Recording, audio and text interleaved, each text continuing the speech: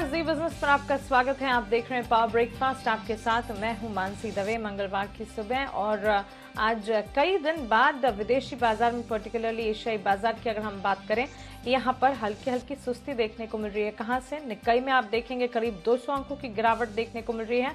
हालांकि SGX Nifty में अब भी हल्की हल्की बढ़त कायम है। 17,870 के स्तर पर यह कर रहा है ट्रेड।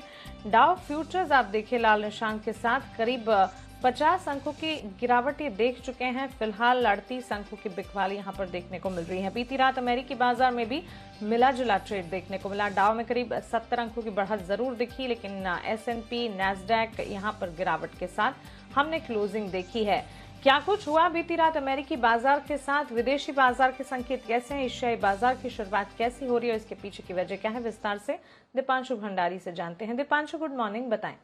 Good morning Mansi. थोड़े सुस्त संकेत आ रहे हैं, ऐसी कोई भारी गिरावट नहीं है, बट थोड़ी सी सुस्ती आज लगभग सभी ग्लोबल बाजारों में दिख रही है। हालांकि एसजेएक्स निफ्टी सुस्त शुरुआत के बाद रिकवर होकर एकदम सपाट बल्कि हल्की बढ़त के साथ ही कारोबार कर रहा है। डाउ फ्यूचर्स में मामूली गिरावट है और हमने देखा कि कल शाम यूएस मार्केट्स में भी एक और कंसोलिडेशन वाला दिन दिखा। हमें एक बार फिर से मिला जुला कारोबार आते हुए दिखा और बल्कि शुरुआत अच्छी हुई यूएस बाजारों की, पर सेकेंड हाफ में हमने मुनाफा वसूली या गिरावट आती हुई देखी है। तो डाउ वैसे 70 अंकों की हल्की बढ़त दिखाई, पर दिन की ऊंचाई से देखें तो करीब 325 अंक फिसल कर डाउ बंद होते हुए दिखा।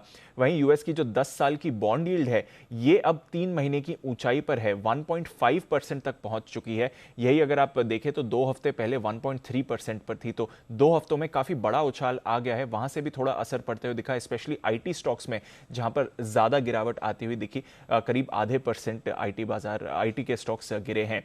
पर सामने थोड़ा चर्न भी होते हुए दिखा। इंडेक्स में गिरावट थी, but small caps, mid caps में आपने एक बड़ी तेजी बनती हुई देखी। जो उनका रसेल 2000 स्मॉल कैप इंडेक्स है, वहां पर आपने 1.5% का उछाल आते हुए देखा है। थोड़ी सप्लाई चेन की चिंता है ही, जैसा हम लगातार बता रहे हैं, स्पेशली चीन से जो सप्लाईज कम होते हुए दिख रहे हैं। साथ ही इन्फ्लेशन बढ़ने की भी चिंता है, जिसकी वजह से बाजार में उतार चढ़ाव दिखा। पर लगातार कुछ दिनों से हम देख रहे हैं कि बैंक्स और एनर्जी शेयर्स, यहीं पर यूएस मार्केट्स का फोकस है और कल भी इसी क्षेत्र में आपने सबसे ज्यादा एक्शन बनते हुए देखा। आज के लिए एक अहम इवेंट होने वाला है। यूएस फेड के चेयरमैन जेरोम पावेल साहब आज और कल यूएस कांग्रेस के सामने गवाही देने वाले हैं। तो वहां पर भी बाजार की नजर रहेगी किस तरह के कॉमेंट्स आते हैं फेड की पॉलिसी को लेकर, स्टिमुलस कम करने की टाइमलाइन पर अगर वो कुछ कमेंट्स करते हैं या नहीं, और इकोनॉमिक सिचुएशन पर भी उनका क्या कहना है। यूरोप की बात करें तो यहां पर भी मिला जुला कारोबार आते हुए दिखा, पर नजर रखिए कच्चे तेल पर, क्योंकि हम देख रहे हैं लगातार तेजी बनी हुई है। 5 दिनों से बढ़त दिखा रहा है और ब्रेंट $79 के पास है, बल्कि 79.50 के पास भी कल शाम को आप जो जाते हुए दिखा। तेल से ज्यादा बड़ा एक्शन आपने नेचुरल गैस में देखा है, जहां पर कल शाम को इंट्राडे में करीब 7% की बढ़त देखी और एंड ऑफ ट्रेड भी करीब 4% ऊपर नेचुरल गैस के दाम बढ़े। और भारतीय बाजार में भी करीब 10% का उछाल एमसेक्स पर आपने नेचुरल गैस पर आते हुए देखा। तो यहां पर सबसे ज्यादा एक्शन बनते हुए दिख रहा है। इसके अलावा सोने पर हल्का सा दबाव था और डॉलर इंडेक्स में खरीदारी दिखी है। बिल्कुल दीपांशु, शुक्रिया विस्तार से विदेशी बाजार के संकेत हमें बताने के लिए। तो काफी सारे ट्रिगर्स हैं जिस पर हमें नजर रखनी है, और साथ ही कच्चे तेल में जो लगातार उबाल हम देख रहे हैं, इस पर खास तौर से नजर रखनी होगी। कल के कारोबारी सत्र में संस्थागत निवेशकों ने क्या किया है? फंड एक्शन एक बार देखते हैं। कैश मार्केट में बिकवाली के आंकड़े यहां पर एफआईएस की तरफ से आते हुए दिखे हैं। तो कैश मार्केट में डीआईएस की खरीदारी है, वायदा बाजार में एफआईएस की बिकवाली है। बिकवाली के आंकड़े कैश मार्केट में एफआईएस की तरफ से 595 करोड़ के हैं, वहीं कैश मार्केट में डीआईएस ने 1398 करोड़ की खरीदारी की है और वायदा बाजार में एफआईएस की तरफ से 1823 करोड़ की बिकवाली आई है। तो यहाँ पर सेलिंग हम एफआईएस की तरफ से कैश मार्केट और वायदा बाजार में देख रहे हैं। चलिए, ये तमाम संकेतों के साथ तब चलते हैं जी बिजनेस के मैनेजिंग एडिटर अनिल सिंघवी के पास और उनसे जानते हैं कि आज के दिन की पहली रणनीति क्या होनी चाहिए।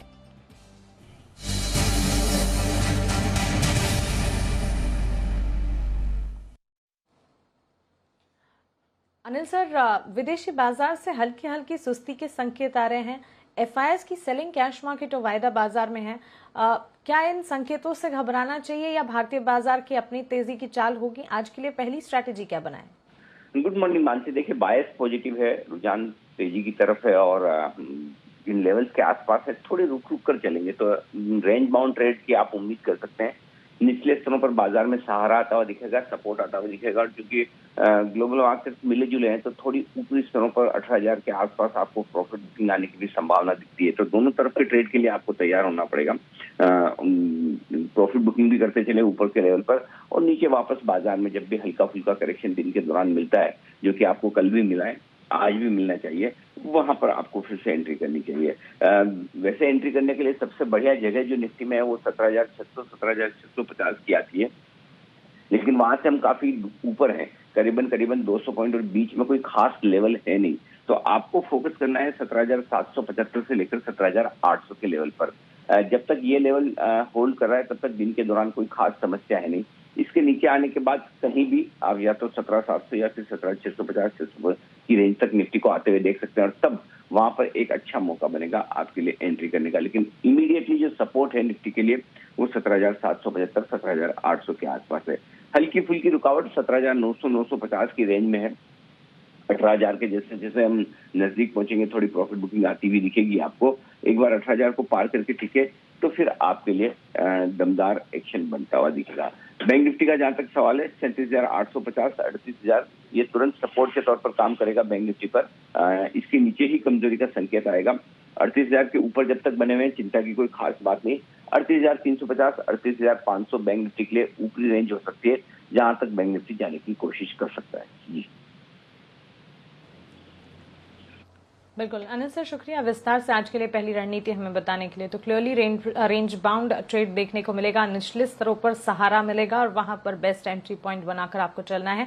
सबसे पहले इमीडिएट सपोर्ट आपको बता देती हूँ 17,775 से 17,800, इसे आप मजबूत सपोर्ट के तौर पर मानकर चलें। एक बार 17,600 से 650 तक के अगर लेवल्स देखते हैं, इसे बेस्ट एंट्री पॉइंट के तौर पर समझकर चलें। लेकिन इमीडिएटली सपोर्ट जो है 17,775 से 17,800 को ही मानना होगा। 17,900 से 17,950 ये होंगे निफ्टी के लिए ऊपरी रेंज, और 18,000 के पार जाने पर एक एक्शन देखने को मिल सकता है। हालांकि दोनों तरफ के ट्रेड आज देखने को मिलेंगे। कॉशियस अली यहां पर हर स्ट्रैटेजी को आप मेंटेन कीजिएगा। बैंक निफ्टी 37,850 से 38,000 इस दायरे को मजबूत सपोर्ट के तौर पर मान के चले, और 38,350 से 38,500 ये होंगे बैंक निफ्टी के लिए ऊपरी रेंज। तो क्लियरली ये है आज के लिए आपकी पहली रणनीति, और रेंज बाउंड ट्रेड के लिए तैयार हो जाए। हालांकि निचले स्तरों पर बाजार सहारा जरूर देगा। आगे बढ़ते हैं, खबरों वाले शेयर्स अब जान लेते हैं। हमारे साथ वरुण दुबे जुड़ गए हैं। Varun, good morning. बताएं खबरों के दम पर कौन से स्टॉक्स आज एक्शन में रहेंगे, और साथ ही आज के लिए इंपॉर्टेंट ट्रिगर्स क्या हैं?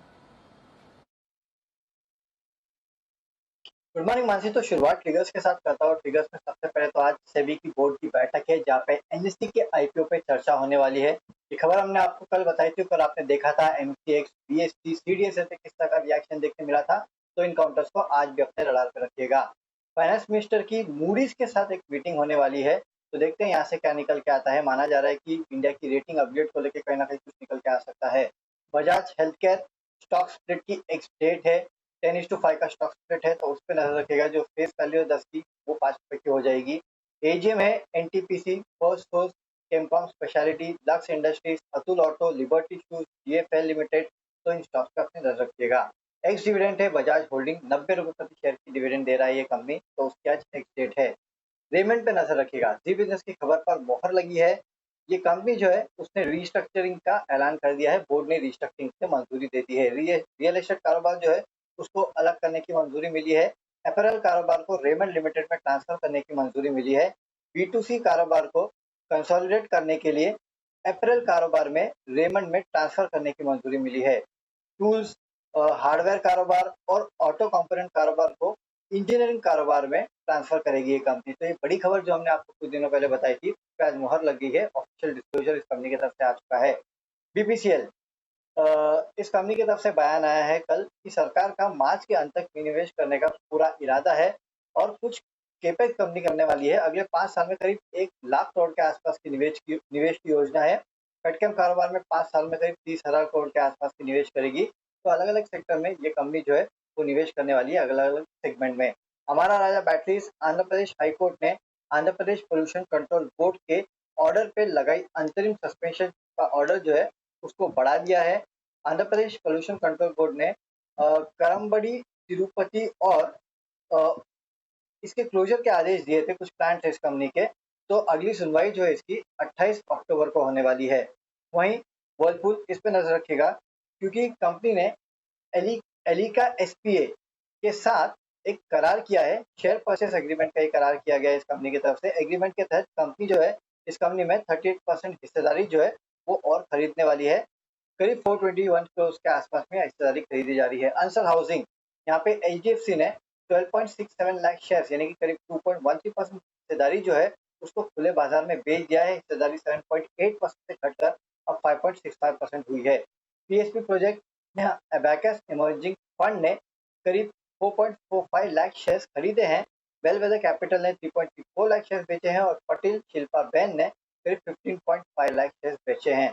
इसके अलावा कुछ और इनसाइडर ट्रेड्स जिसमें रॉयल ऑर्किड प्रमोटर की तरफ से बिकवाली हुई है 2.71 लाख शेयर्स की, और ग्रीनलैंड इंडस्ट्रीज यहाँ पे भी प्रमोटर की तरफ से बिकवाली हुई है करीब 1% हिस्सेदारी की, यानी कि 2.4 लाख शेयर्स जो है 27 तारीख को इस कंपनी के प्रमोटर्स ने इसमें बेचे हैं। बिल्कुल वरुण, शुक्रिया ये जानकारी के लिए और खबरों वाले शेयर्स में बताने के लिए। तो चलिए, रेमंड से जुड़ी एक बड़ी एक्सक्लूसिव जो जी बिजनेस ने आपको बताई थी उस खबर पर मोहर लगती हुई दिखी है। वैल्यू अनलॉकिंग के लिए रेमंड के बोर्ड ने रीस्ट्रक्चरिंग को मंजूरी दे दी है। रियल एस्टेट और ऑटो कंपोनेंट कारोबार जो हैं वो अलग होते हुए दिखेंगे। जी बिजनेस की बड़ी एक्सक्लूसिव खबर पर मोहर लगती हुई। आगे बढ़ते हैं और अब चलिए, आज सेबी की महत्वपूर्ण बैठक होने जा रही है। बैठक का एजेंडा क्या है बताने के लिए हमारे साथ जुड़ रहे हैं हमारे संवाददाता तरुण शर्मा। तरुण, गुड मॉर्निंग। बताएं, सेबी की महत्वपूर्ण बैठक आज होने जा रही है, क्या कुछ जानकारी हमें मिली है? बैठक का एजेंडा क्या हो सकता है?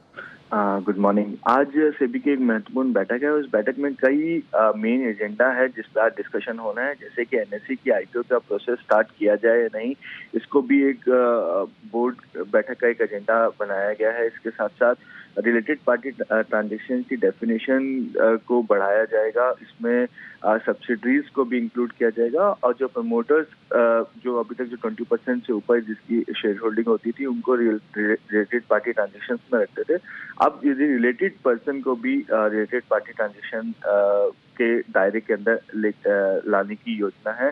ये वर्किंग ग्रुप ने अपने कमेंट्स दे दिए थे लास्ट ईयर, और अब इसको बोर्ड में फाइनल अप्रूवल के लिए लाया जा रहा है। साथ साथ सोशल स्टॉक एक्सचेंज का फ्रेमवर्क फाइनल होगा, टाइमलाइन फाइनल होगी, कब से उसको इम्प्लीमेंट किया जा सकता है। गोल्ड स्पॉट एक्सचेंज पे आज मंजूरी मिल सकती है कि एक्सचेंजेस जो हैं वो अपने एक सेगमेंट के तौर पे गोल्ड स्पॉट एक्सचेंज चला सकते हैं। ये एक एजेंडा है आज की बोर्ड की मीटिंग का। इसके साथ साथ आप एफपीआई की कैटेगरी 3 पे कुछ बदलाव यहाँ पे देखने को मिलेंगे। इस डीलिस्टिंग टेक ओवर रेगुलेशन पे आज बातचीत होगी, और साथ साथ जो न्यू एज कंपनीज हैं उनके लिए सुपीरियर वोटिंग राइट्स पर चर्चा होने की संभावना है। इसके साथ एक जो आखिरी और बहुत ही महत्वपूर्ण एजेंडा है वो है कि जो पी फंड्स हैं, प्राइवेट इक्विटी फंड्स हैं, क्या वो म्यूचुअल फंड के स्पॉन्सर्स बन सकते हैं यानी उस पर डिस्कशन पेपर लाने की योजना है। तो ये सभी मुद्दे आज करीबन 11 बजे सेबी की बोर्ड बैठक शुरू होगी और शाम को 5 बजे सेबी ने इस पे प्रेस कॉन्फ्रेंस भी रखी है।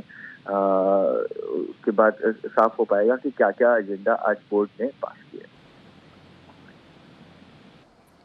जी बिल्कुल तरुण, शुक्रिया ये तमाम जानकारी के लिए और आज की इस इम्पोर्टेंट बोर्ड बैठक का एजेंडा हमें बताने के लिए।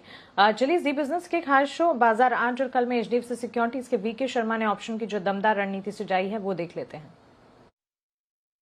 इंडियन ऑयल कॉर्पोरेशन और दूसरा स्टॉक है ल्यूपिन। 100 आईओसी में आप 118 की कॉल ले सकते हैं, ₹1.5 पे ₹1.55 में। इनफैक्ट स्टॉप लॉस रखिए, उसमें करीब आपका रहेगा 70 पैसे और टारगेट आपका रहेगा ₹3। लुपिन इसी सीरीज का, इस सितंबर सीरीज का 940 की कॉल ₹11.85 पे, स्टॉप लॉस ₹7, टारगेट आपका रहेगा 22। ओके, तो चलिए ये है ऑप्शंस की दमदार रणनीति आपके लिए। लेकिन चलिए आज के लिए इंपॉर्टेंट ट्रेडिंग कॉल्स अब जान लेते हैं।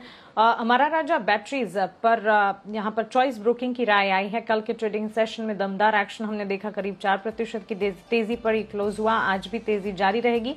810 के लक्ष्य को मानकर चले, 736 का आपको एक स्टॉप लॉस लगाना है। आनंद राठी सिक्योरिटीज की राय पीएफसी पर है, खरीदारी की 143 के टारगेट्स को मानकर चले। 132.50 का स्टॉप लॉस जरूर लगाइएगा।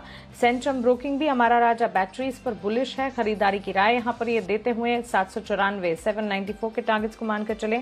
744 का एक स्टॉप लॉस आपको लगाना होगा। डिक्सन टेक्नोलॉजीज कल के ट्रेडिंग सेशन में करीब 3% की बढ़त दिखाई है।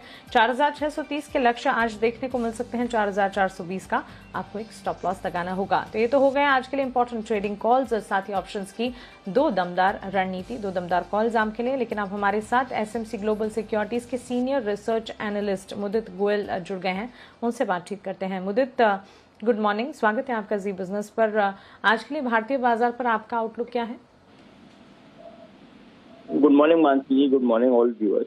बिल्कुल देखिए, आउटलुक तो पॉजिटिव ही है क्योंकि हम देख रहे हैं हर दिन मार्केट में बढ़िया तेजी देखने को मिल रही है। और अच्छी चीज ये देखने को मिलती है, मार्केट्स में अगर कोई गैप अप ओपनिंग होती है और मार्केट हायर लेवल से कुछ प्रॉफिट बुकिंग दिखाता है तो नेक्स्ट डे उसी से बढ़िया बाइंग देखने को मिलती है। स्टार्टिकली ये काफी हेल्दी साइन नजर आता है और अच्छी चीज सारे हैवीवेट काउंटर्स में बढ़िया बाइंग देखने को मिल रही है। और कल के सेशन में जो अच्छी चीज नजर आई है वहां पर ऑटो सेक्टर और बैंक, ये दोनों सेक्टर से जो लीड करते हुए नजर आए थे। जहां पर अभी तक अंडर परफॉर्मेंस देखने को मिली थी, अब वहां पर बाइंग नजर आ रही है। तो ये एक हेल्दी साइन है आने वाले बाजारों के लिए। हमें लग रहा है आज के सेशन में निफ्टी में 17,920 से लेकर 17,950 तक के अपसाइड मूव देखने को मिल सकते हैं। तो अगर ओपनिंग नोट पर कोई भी छोटा मोटा डिप देखने को मिलता है, एक बाइंग अपॉर्चुनिटी होगा।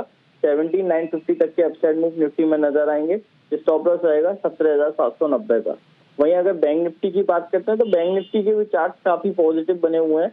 कल के सेशन में एक बढ़िया ब्रेकआउट बैंक निफ्टी में देखने को मिला और बैंक निफ्टी 38,100 के ऊपर ही क्लोज होता नजर आया है।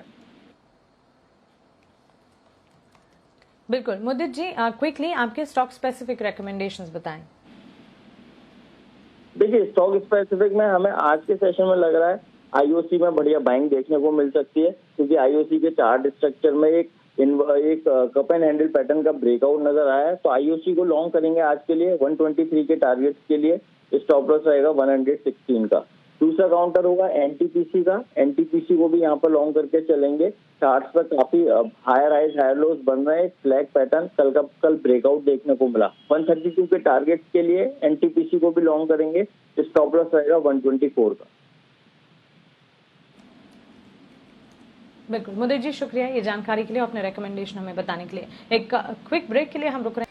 ब्रेक के बाद स्वागत है आपका। और चलिए अब कमोडिटी मार्केट्स पर बातचीत करने के लिए हमने केडिया कमोडिटीज के अजय केडिया जी से उनके रिकमेंडेशंस जानने की कोशिश की और उनके रिकमेंडेशंस एक बार देख लेते हैं। सबसे पहले बुलियन मार्केट, सोने चांदी की चाल जो हम देख रहे हैं, 46,000 के पास सोना तो सपोर्ट ट्रेड कर रहा है, लेकिन 600 रुपए की तेजी हमने चांदी में देखी है।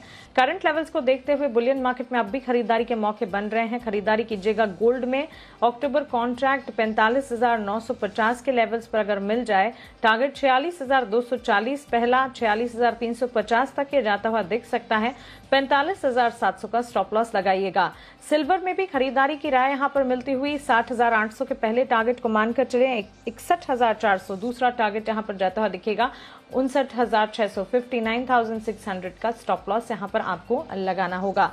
कच्चे तेल की चाल हम देख रहे हैं लगातार 5वें दिन उछाल के साथ। हम ब्रेंट में करीब $79 के आसपास ट्रेड देख रहे हैं। घरेलू बाजार में भी हालात कुछ ऐसे ही, एक उबाल जो कच्चा तेल दिखा रहा है। इसी के चलते खरीदारी और ज्यादा, क्योंकि आगे तेजी के पूरे अनुमान हैं। अक्टूबर कॉन्ट्रैक्ट में खरीदारी यहाँ पर घरेलू बाजार में 5,540 के लक्ष्य देखने को मिल सकते हैं। इसे पार जाने पर 5,600 तक भी ये बढ़ता हुआ दिखेगा। 5,430 का एक स्टॉप लॉस लगाइए। बेस मेटल्स में जिंक और निकल दोनों पर खरीदारी की राय। अजय जी का मानना है कि जिंक अगर खरीदते हैं 261 का पहला टारगेट, 263 का दूसरा टारगेट, स्टॉप लॉस 257 का लगाएं। और निकल में खरीदारी कीजिएगा 1,460 के पहले लक्ष्य के लिए, उसके बाद 1,480 तक ये जाता हुआ दिख सकता है। 1,438 का आपको एक स्टॉप लॉस लगाना होगा। चलिए इसी के साथ पावर ब्रेकफास्ट को अब यहीं समेटने जा रहे हैं, लेकिन आगे आपके लिए लेकर आएंगे ट्रेडर्स डायरी। आप बने रहें।